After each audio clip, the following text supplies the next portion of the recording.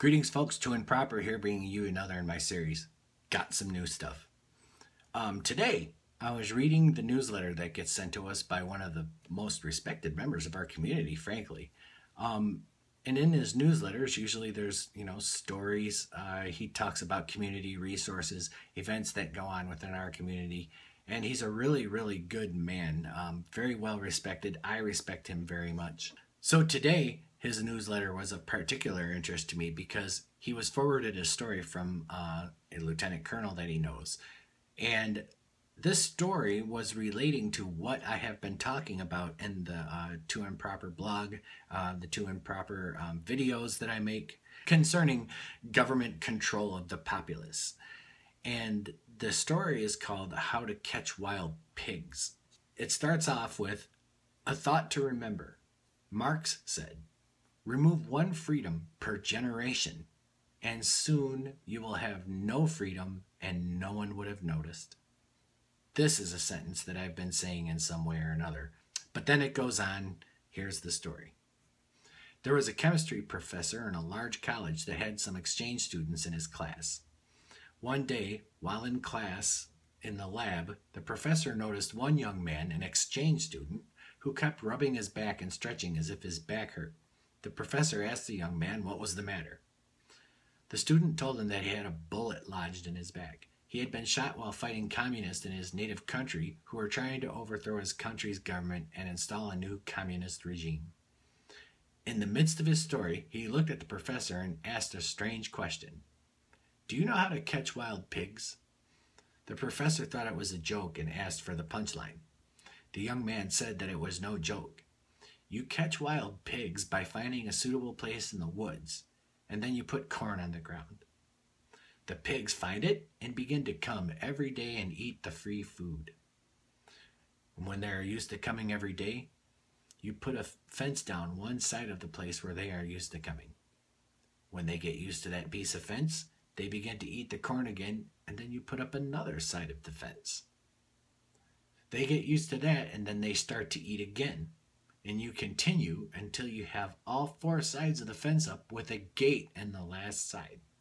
The pigs, which are used to getting the free corn, start to come through the gate to eat that free corn again. Then you slam the gate on them and you catch the whole herd. Suddenly the wild pigs have lost their freedom. They run around and around inside the fence, but they are caught. Soon they go back to eating the free corn. They are so used to it that they have forgotten how to forage in the woods for themselves, so they accept their captivity. The young man told the professor that is exactly what he sees happening in America.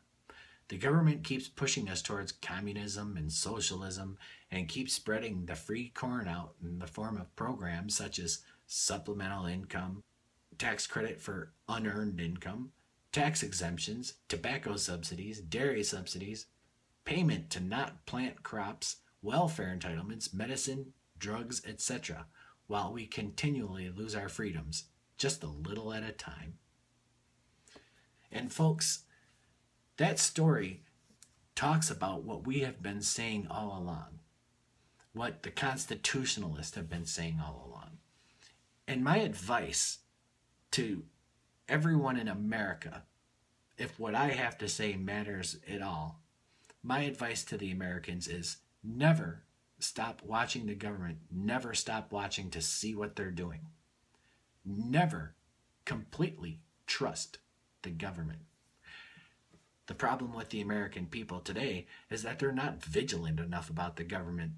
No one's going to question what the government's doing. As a matter of fact, today, you're more likely to get someone saying to you, "Oh, the government wouldn't do that to us. This is the United States, and that just doesn't happen here." But every civilization that has been overrun by their country and eventually oppressed and lost all of their freedoms implicitly trusted their government, never thought this stuff would happen, and eventually no choice. That's what we warn the American people about. People like me. People that people call conspiracy theorists. Now, yes, we are viewed as conspiracy theorists. And is it a fair title? I don't know. It might just be conspiracy. And I think there's nothing wrong with a little bit of conspiracy. Do you? If conspiracy gets people thinking, if conspiracy gets people off their butts long enough to actually pay attention to something other than American Idol for longer than a couple seconds, maybe being a conspiracy theorist isn't bad. However, I don't feel that there was very much conspiracy about this. Our government, particularly, has been leading little by little into this trend of eventually taking all of the freedoms away from the American people. And just like all of the other governments that have subjugated its people, they said it was for their own good or for the good of the people. And folks, you've got to be careful about the government that's doing things for your own good, because everybody knows that this government and no other government would piss on their people if they were on fire. One of the other facts that remains is anyone who has power is afraid to lose it and will do or say anything to make sure they don't lose that power. And that includes lying to the people. That includes disarming the people. And that includes social suggestions of how the people should think and speak and act. Social engineering. This story, as I had just read to you, is not far off the mark. Always be suspicious of your government. Always pay attention. Never take your eyes off the ball, because someday we conspiracy theorists are going to be the people that are looking like the smart ones, while the people that called us conspiracy theorists will be sitting there with their mouths open and their jaws on the ground about what their government had just done to them. Be good Americans. Watch your government. Our founding fathers have set this up so that we would do exactly that. The Constitution was written to prevent governments from doing exactly that. Jealously guard the Constitution of this country. Jealously guard your freedoms and never take one little piece of them for granted. Whether it's your freedom of speech, whether it's your freedom to own arms, whatever that right is, guard it, and guard it with all intent of remaining a free American. Thanks for watching, folks. I'm Too Improper. My email address is scrolling across the bottom of this screen as we speak right now. That's tooimproper@gmail.com. Write, and I will answer you provided I have time and you're polite about what you've got to say. Thank you for watching. God bless America, and keep on protecting your families and yourselves. Don't let anybody tell you there's anything wrong with that. It's always the right thing to do.